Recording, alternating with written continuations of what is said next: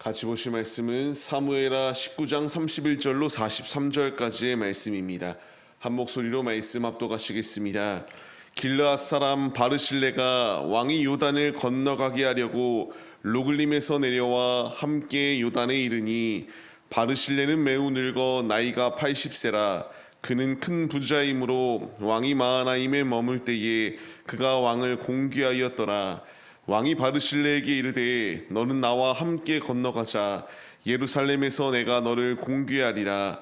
바르실레가 왕께 아뢰되 내 생명의 날이 얼마나 있겠사옵기에 어찌 왕과 함께 예루살렘으로 올라가리이까. 내 나이가 이제 80세라. 어떻게 좋고 흉한 것을 분간할 수 있사오며 음식의 맛을 알 수 있사오리이까. 이 종이 어떻게 다시 노래하는 남자나 여인의 소리를 알아들을 수 있사오리이까. 어찌하여 종이 내 주 왕께 아직도 누를 끼치리이까. 당신의 종은 왕을 모시고 요단을 건너려는 것뿐이거늘 왕께서 어찌하여 이 같은 상으로 내게 갚으려 하시나이까. 청하건대 당신의 종을 돌려보내옵소서. 내가 내 고향 부모의 묘 곁에서 죽으려 하나이다. 그러나 왕의 종 기맘이 여기 있사오니 청하건대 그가 내 주 왕과 함께 건너가게 하시고 왕의 처분대로 그에게 베푸소서 하니라. 왕이 대답하되 기맘이 나와 함께 건너가리니 나는 내가 좋아하는 대로 그에게 베풀겠고 또 내가 내게 구하는 것은 다 너를 위하여 시행하리라 하니라.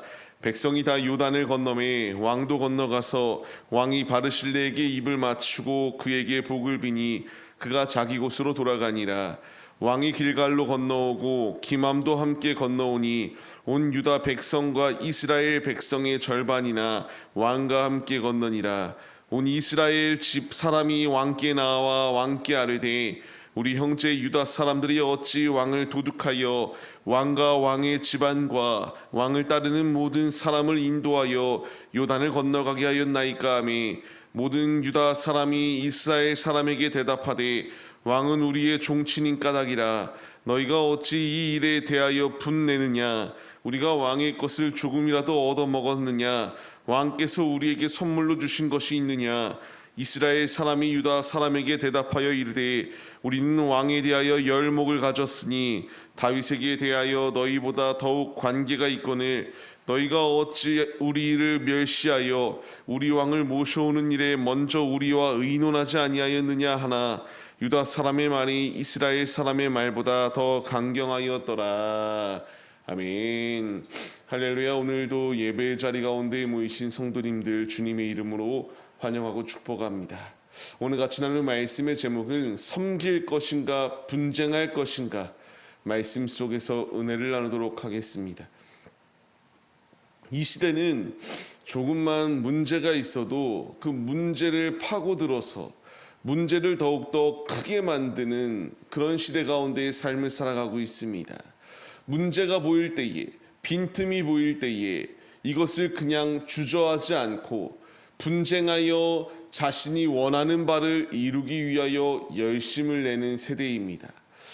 우리가 분명히 알아야 될 것은 하나님이 우리에게 살아가는 이 원리가 하나님이 원하시는 뜻대로 분쟁과 싸움이 아니라 하나님이 원하시는 뜻은 온전히 우리가 화평하여 평안으로 든든히 세워지기를 원하시는 것이 아버지의 뜻입니다.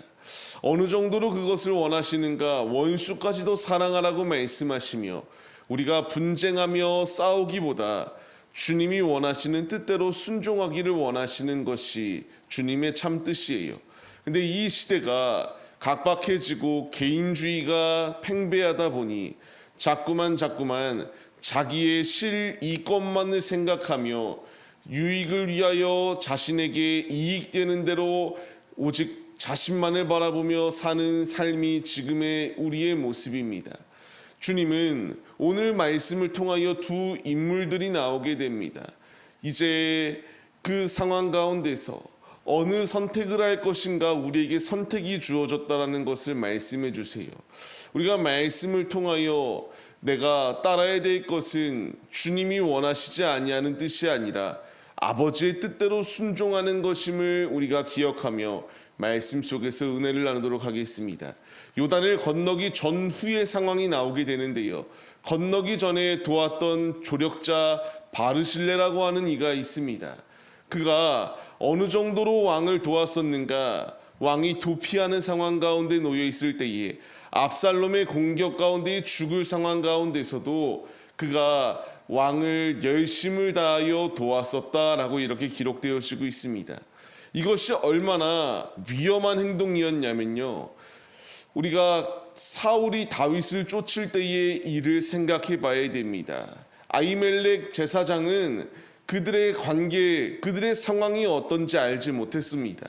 그럼에도 불구하고 다윗이 와서 먹을 것을 요구하고 칼을 요구하였을 때에 아무 의심 없이 도왔던 것밖에 없어요. 열심을 다하여 왕의 신하를 조력하고 도와줬더니 돌아오는 것은 높당의 제사장들과 자신들이 살육당하게 되는 상황이 주어졌습니다. 지금 이 바르실레라고 하는 인물이 왕을 이렇게 도왔다라고 하는 것은요, 알면서도 도운 상황이었습니다. 그렇다면은 만약 왕으로서 다윗이 복권하지 못한다면은 결국 자신 역시 모든 것을 빼앗길 수 있는 상황임에도 불구하고 왕을 도왔다라는 것을 우리가 알 수 있습니다. 바르실레는 3절 말씀과 같이 이제 매우 부자였다라고 말씀이 나오게 되는데요. 이제 이 상황 가운데서 매우 부자였던 그 바르실레가 부자였다라고 해서 이 일을 행할 수 있는 것이 아니라 다윗을 돕기 위하여 물심양면으로 도왔던 바르실레는 목숨을 걸고 다윗을 도왔습니다. 이제 이 상황 가운데서 다윗이 다시 복권하는 상황이 주어지게 되니까 왕으로서 너에게 예루살렘에 같이 가서 이와 같이 나와 같이 삶을 살자구나 이렇게 다윗이 바르실레에게 말을 하게 됩니다. 이 말을 들었던 바르실레는 거절해요. 나는 이미 나이가 들어서 별로 당신에게 도움이 될 인물이 아닙니다. 내가 당신과 함께 가게 된다면 누를 끼치게 될 것입니다. 한사코 거절하였던 것이 그의 모습이에요. 근데 그 상황 가운데서 한 가지의 부탁을 합니다. 기맘이라는 자가 있으니 이 자를 데려가 달라고 말을 해요. 우리가 이 기맘과 바르실레의 관계가 정확히 무엇인지 볼 수는 없지만 유추해 볼 때에 이 기맘이라는 자가 바르실레의 아들이 아닐까라고 추측을 합니다. 어찌되었건 그는 이와 같이 기맘에 온전히 받아줄 것을 요구하였고 다윗은 받아들여서 같이 예루살렘으로 가게 됩니다. 중요한 사실은요, 하나님 편에 서서 하나님과 동행하기에 힘쓰고 하나님의 사람을 열심을 다하여 도우니까 이와 같이 자신의 아들에게도 은혜가 임하게 되는 것을 볼 수가 있게 돼요.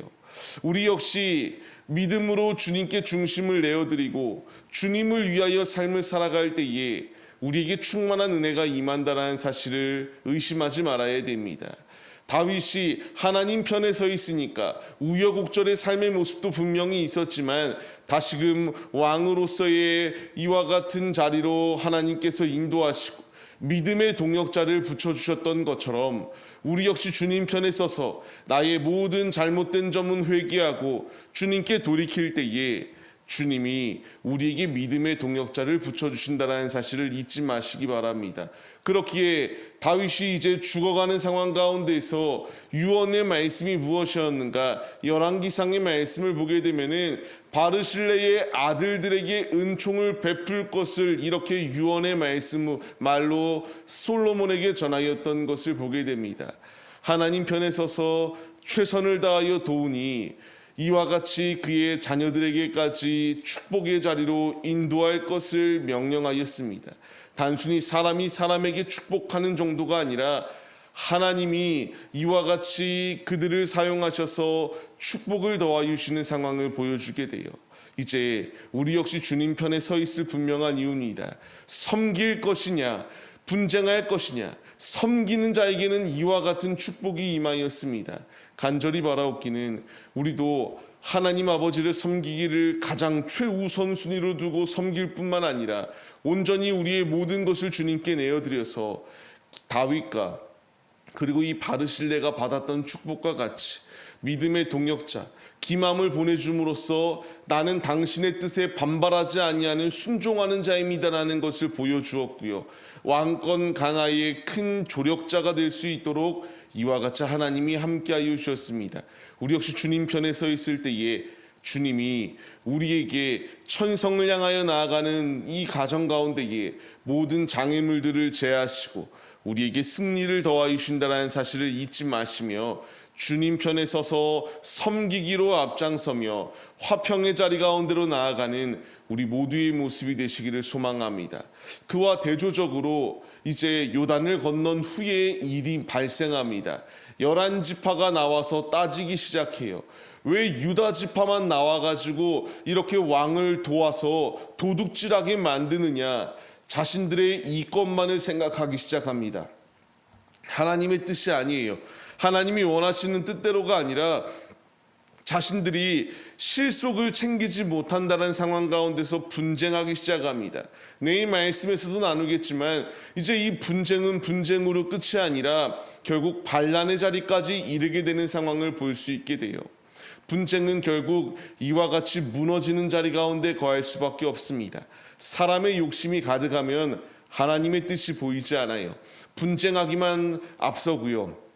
자신의 이익을 위해서라면 죄악의 자리도 서슴없이 나아가는 것이 그들의 모습이었습니다. 우리가 오늘 말씀에서 깨달아야 될 것, 하나님 편에 서 있을 때는 무한한 축복이 임하지만 하나님과 대적하는 자는 결국 무너질 수밖에 없다는 사실에 우리가 교훈을 얻어야 됩니다. 이 11지파는 왜 유다 지파만 편애하여서 이런 일을 행하게 하였는가 말합니다. 결국 그들의 이 행동이 얼마나 잘못된 것인지 후에 깨닫게 될 것입니다. 분명한 것은 우리 역시 선택의 순간이 놓여 있습니다. 하나님 편에 서 있어서 하나님과 동행하여 하나님의 축복을 누릴 것이냐, 아니면 책망의 자리 가운데 거하여 영원히 심판의 자리 가운데 임할 것이냐, 선택의 순간이 놓여 있습니다. 우리가 죄악에 선택하는 것이 아니라 하나님 편에 서서 하나님의 충만한 축복을 누리시고 우리의 모든 삶의 부분 가운데서 주님이 채우시고 부어주시는 놀라운 은혜가 우리에게 가득하기를 주님의 이름으로 간절히 축원합니다.